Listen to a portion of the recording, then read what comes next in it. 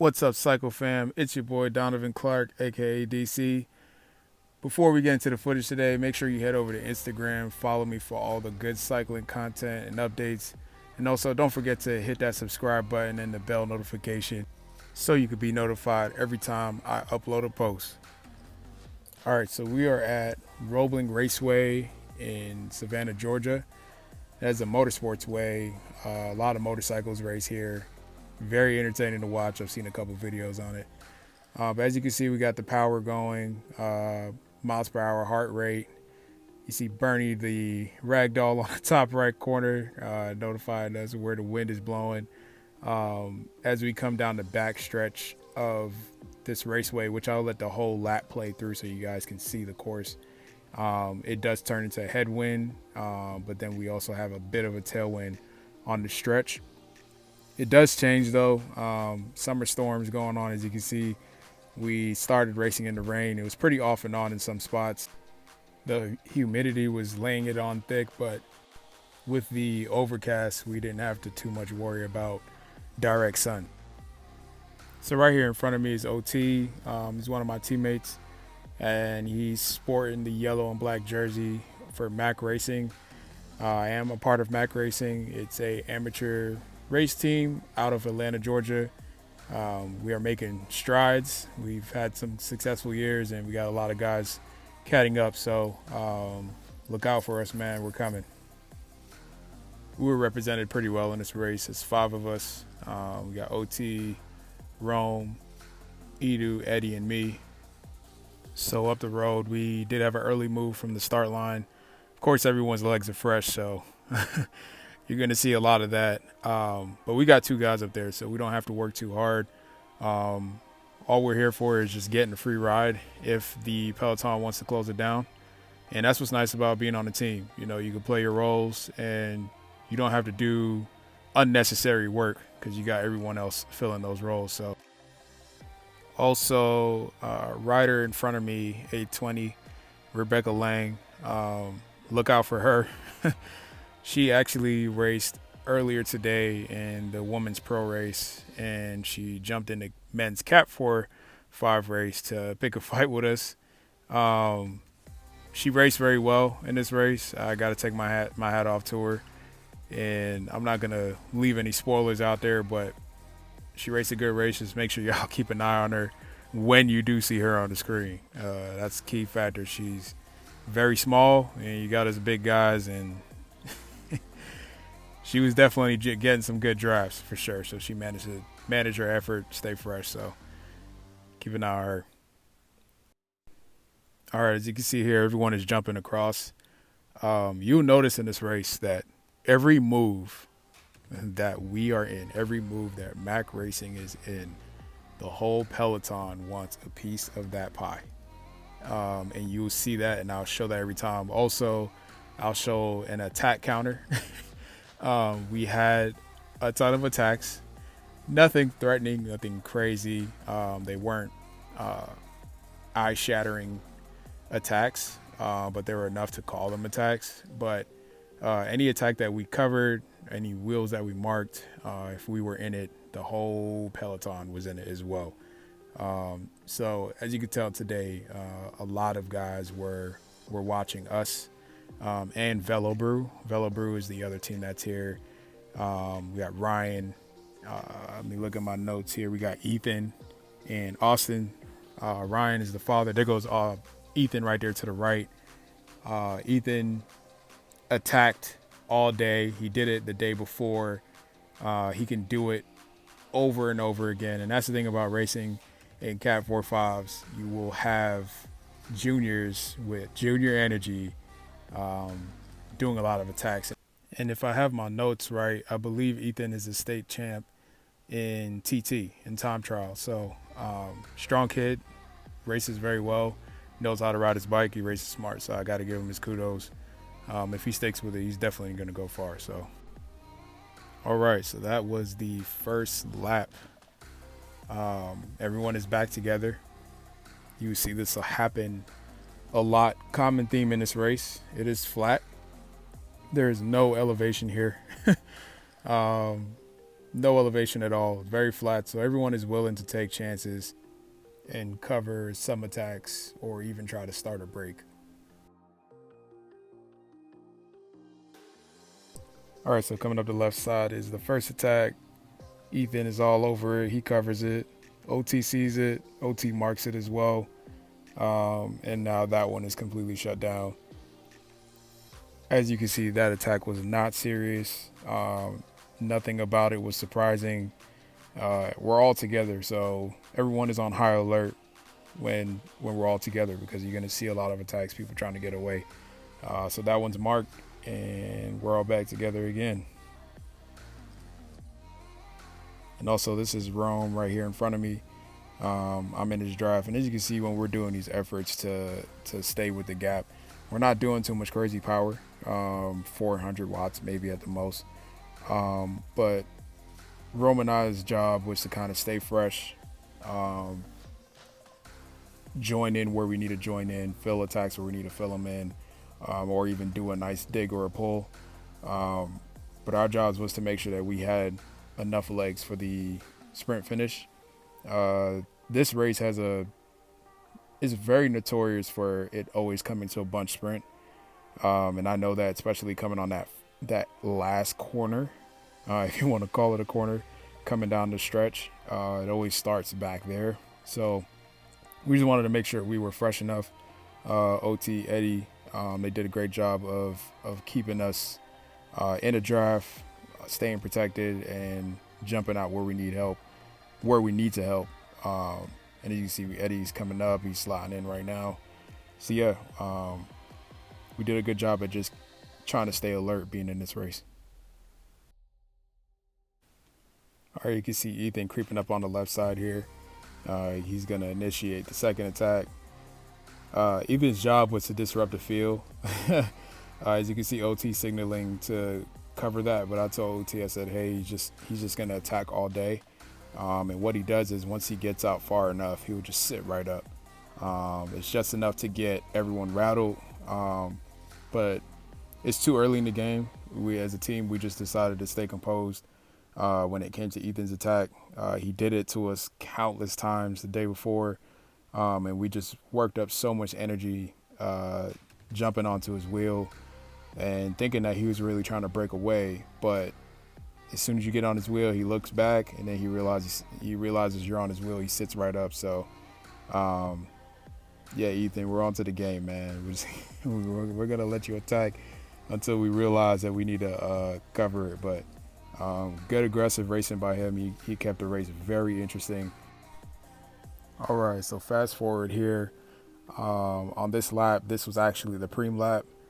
Eddie's setting off just a soft little attack, and you see everyone was on his wheel. Immediately when they saw him move up, everyone jumped up. But also, this was the preem lap. Edu was up front. I believe the preem was for a 9.5 cycling shoe or mountain bike shoe, one of the two. But Edu wanted those shoes, and I'm pretty sure there's a couple guys in here that had 9.5, and Edu went and got that sprint. And I'll show you footage from a different angle of him going ahead and grabbing it. You see him swing out to the right, and he got those shoes, man. He was super excited about it, and he earned it.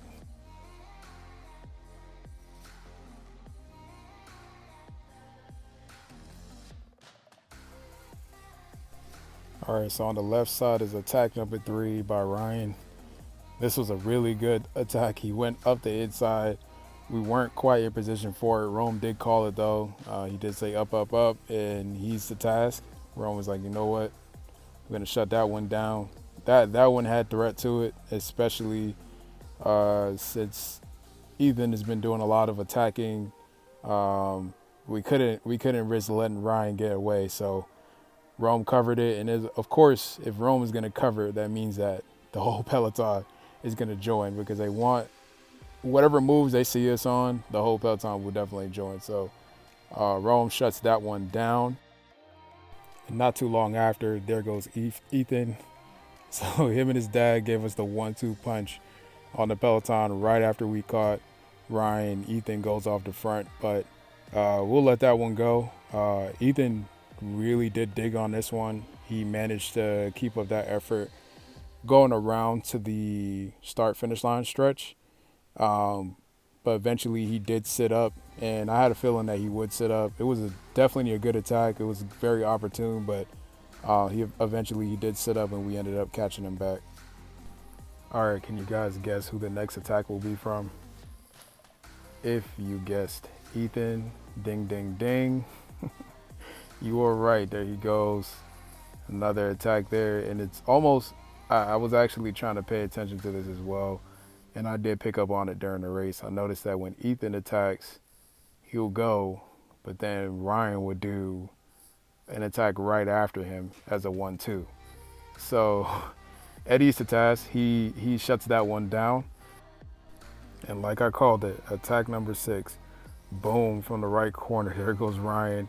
Rome is all over it. I believe Rome had Ryan marked the whole race because Ryan would be the threat. Ethan is sending off all these decoy attacks, but Ryan is the sturdy one that we were afraid would stay away. And of course, if Mac Racing is in that move, the whole peloton motivates to move up. Me and Ethan, we're not going to work to chase that down, but we are going to pick up the free rides that now the peloton is trying to fill those gaps. So excellent move by Rome. He was right on it, right on the snap. Didn't give Ryan any breathing room to create separation. But what a good attack by Ryan. That's a good second attack by Ryan.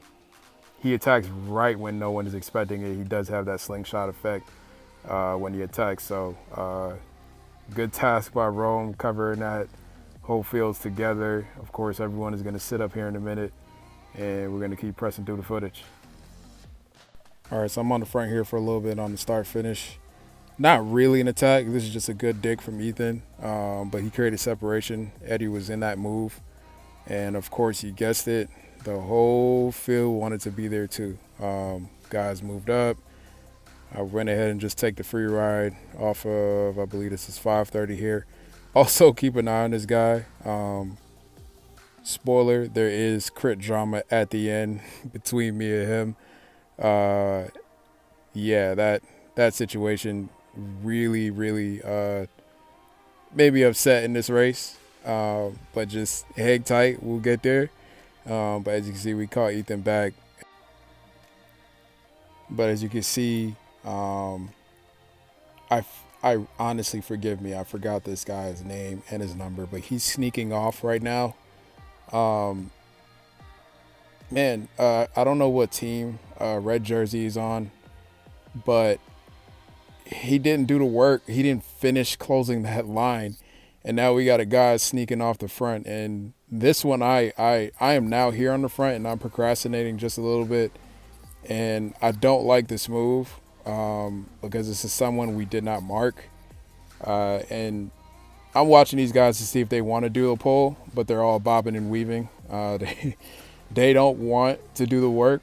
So I figure while I'm up here on the front, I'll just put my head down and close or even manage the gap a little bit better. But my job is not to do a ton of work, is really to conserve as much as I can for the field sprint. So I do a little dig to close the gap just enough to make guys want to jump. So I'm gonna fast forward here so you guys can see that.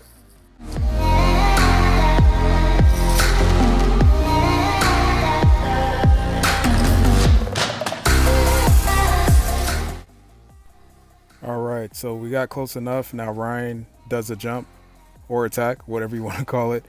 But I bought the gap just close enough for guys to decide to make the move. Eddie picks up the rest from there because now you got, Velo Brew Crew up there making a jump. So we have to look at that. Ryan is a Hot Wheel, so we just got to make sure that he doesn't do the work to get away with this guy. So Eddie's to task. He pulls the whole peloton back, and we're still back together. So still no breakaways. Our goal was to try and manage all the breakaways and also just pick and choose which ones to mark. Of course, in racing, it's all roll of the dice. Sometimes you have to figure out what move is going to be the move and what isn't the move. And sometimes you can get it wrong, sometimes you can get it right, and that could just be your race. And there was a couple moves in here we did get wrong. All right, so here comes attack number 9 coming up the right side. Real smooth on this stretch. No one really attacked here. And this guy took a great chance to go for it. And that caught the Peloton by surprise. He actually got away and got a good distance. But then he decided to set up. I guess he didn't have the confidence to hold that effort with but so many laps to go. But yeah, it was a good attack. Very smooth, nothing crazy. But he ended up sitting up when we ended up dissolving him back into the Peloton. All right, so here goes Ethan again with another attack. This one was a gamble. Now we're getting closer to the finish. We did let that one go, and Ethan really did actually put his head down on this one. He really did try to get away on this one. Big gamble because he could have soloed away. And thankfully we did catch him back at some point. But he hung out there for a little bit. All right, to the top left corner, you see Guy here in the hash jersey getting ready for an attack. Eddie is on it. Very sleepy attack by him. It was a lot of telltale signs that he was getting ready to go. As you can see, Becca went with that move. She didn't go with a lot of moves, but she went with that one. So that's red flag. If Becca's going with a move, there is separation here. So now you got a small chase group now at this point. Peloton is keeping that gap pretty close to chase Ethan down. But you got guys motivated to jump across because now you got Mac in that move and you got Ethan up the road. So now guys are getting a little worried. So pace picks up to make sure this gets regulated. But as you can see right out of the chase group, at the very top right of the corner of the screen, there is a gentleman that jumps from the chase group up to Ethan, but then presses on past Ethan. So now it was almost a counter out of a counter. Very good move by him.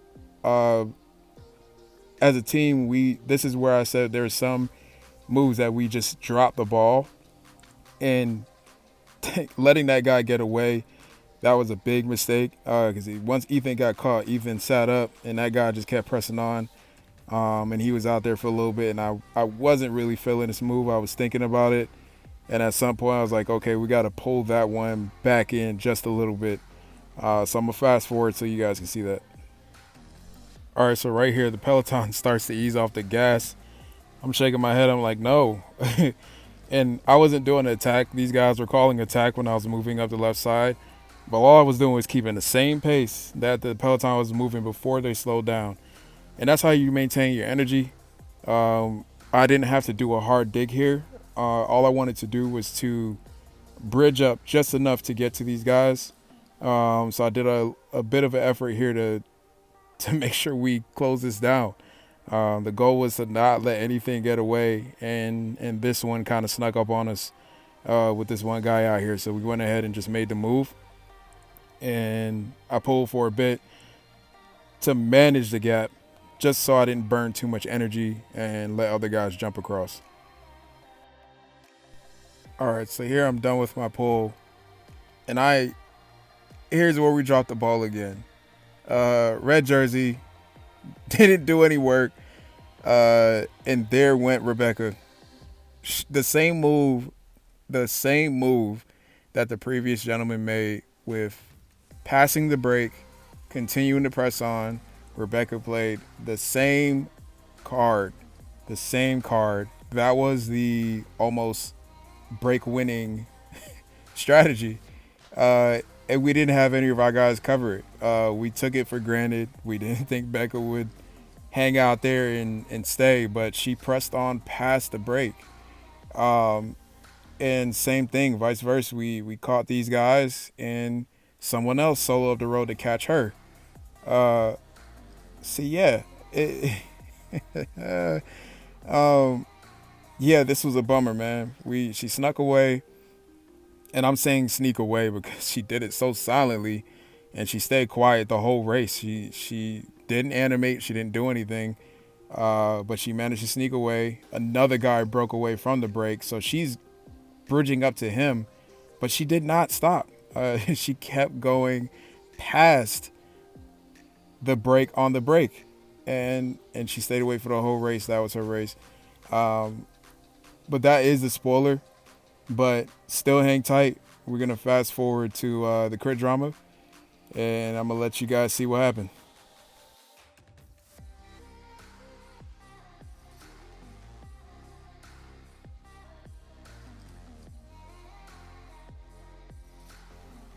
Eddie came up in front, gave a monster size pull. I'm encouraging him the whole time. It's like, hang on, Eddie, you did a lot of work today, but please just take me right to the line, and I'll figure out the rest. So he did just that. Very, very Hercules size pull to drop me off, and I had enough energy to conserve for a sprint. Really a double sprint. All right, so at this point, I'm playing the waiting game to see who goes first. Mr. Angel here, he makes his move. Sprint up to get on his wheel. I'm out the saddle at this point. Now I'm sitting down at this point. I'm on his drive. I know the line is coming up, and I'm getting ready to come around him, getting ready to get up out the saddle. He's looking around and then crosses my line. Hits my shifter, dropped my chain. I'll lose 4 spots. There goes my 3rd place. There it goes, gone. Just like that in a flash. I was so upset, as you can see on camera. Really pissed. So I'm going to run it back for you guys. Out the saddle sprint here. Get up on his wheel. Because I was just playing the waiting game. I wanted to see who was going to come around first. I take the draft and then come around him at the line. He chooses to go left on the line. And the thing is, he was all over the track. There's guys behind us, and he's going left to right. Okay, cool. So he chooses the left side. Stick with it, man. So I go over to the right, and here he is. He looks back. He sees me. He's veering right. He's veering right. He looks back to the left. What are you looking back at, man?